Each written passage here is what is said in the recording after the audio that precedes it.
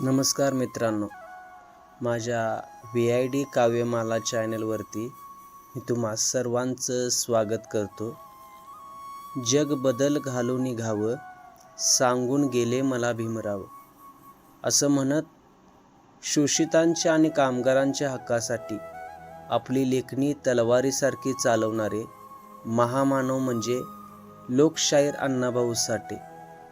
अण्णाभाऊंचा जन्म, त्यांची शायरी, त्यांनी दिलेला संयुक्त महाराष्ट्राचा लढा आणि त्यांची फकीरा कादंबरी या सर्व गोष्टींचा गौरव करणारी एक अप्रतिम कविता आज मी तुमच्यासाठी घेऊन आलो आहे. वाटेगावच्या ढाण्या वाघाला वंदन करून मी ही कविता सादर करत आहे. चला सुरुवात करूया.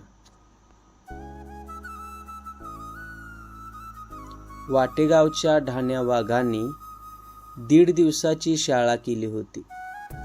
वाटेगावाच्या ढाण्या वाघांनी 1.5 दिवसाची शाळा केली होती. स्वतःच्या जिद्दीवर अक्षरज्ञान मिळवून धार शब्दांना तलवारीसारखी दिली होती. स्वतःच्या जिद्दीवर अक्षरज्ञान मिळवून धार शब्दांना तलवारीसारखी दिली होती.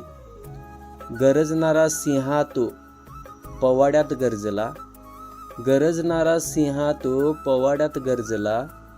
हातात डब घेऊनी गिरणी कामगार जागा केला, हातात डब घेऊनी गिरणी कामगार जागा केला.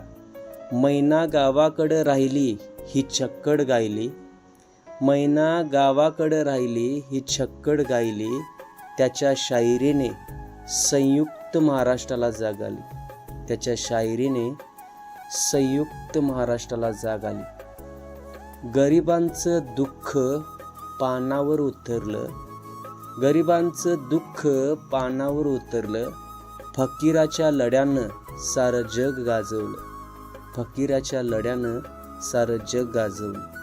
ही पृथ्वी टिकली कामगारांच्या हातावर, ही पृथ्वी टिकली कामगारांच्या हातावर.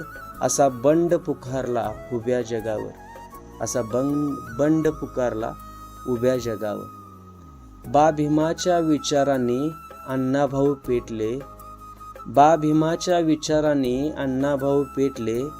जग बदल घालून निघावं लेखणीतून गरजले, जग बदल घालून निघावं लेखणीतून गरजले. समाज सुधारक साहित्य सम्राट लोकशाहीर तो महान, समाज सुधारक साहित्य सम्राट लोकशाहीर तो महान. अण्णाभाऊंच्या लेखणी समोर झुकवतो माझी मान, अण्णाभाऊंच्या लेखणी समोर झुकवतो माझी मान. धन्यवाद मित्रांनो. माझी कविता जर तुम्हाला आवडली असेल तर लाईक करा, शेअर करा, कमेंट करून सांगा आणि सबस्क्राईब करायला विसरू नका. धन्यवाद.